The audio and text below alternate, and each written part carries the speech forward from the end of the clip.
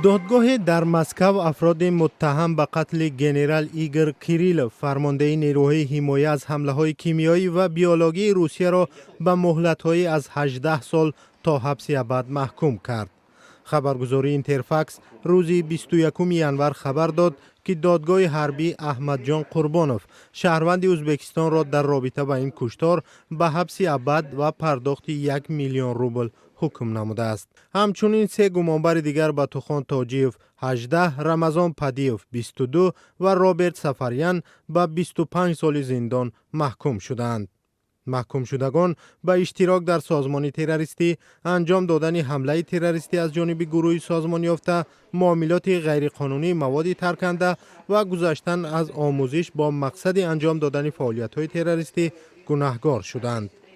ایگور کیریلوف 17 دکبر سال 2024 در نتیجه ترکیش در نزدیکی خانه‌اش 7 کیلومتر دورتر از کرمل کشته شد. مفتشان گفتند مواد ترکنده در یک سکوتر برقی جایگذاری شده بود. در این حادثه یاور کیریلوف هم جان باخت.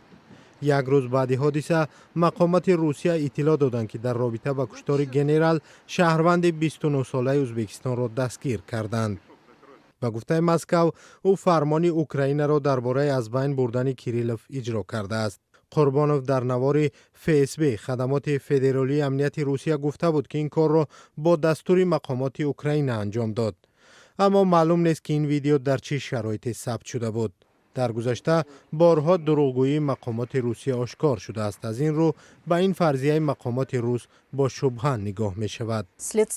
سویتلانا پترنکو نماینده رسمی کمیته تفتیشات روسیه اظهار داشته است که تفتیشات در نسبت به شریکان دیگر این جنایت که به جستجوی بین المللی اعلان و غایبانه حبس شدند ادامه دارد.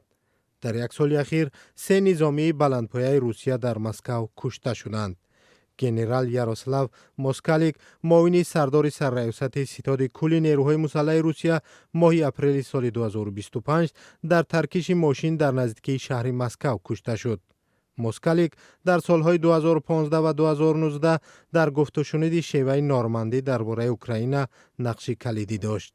22 دکبر سال 2025 در نتیجه ترکش ماشین در مسکو گنرال لیتنانت فانیل سرورف رهبر یک ریاست ستاد کل نیروهای مسلح روسیه به هلاکت رسید. سویتلانا پترنکو سخنگوی کمیته تفتیشات روسیه تصدیق کرد که این انفجار بر اثر فعال شدن مواد ترکنده در زیر یک ماشین روی داد.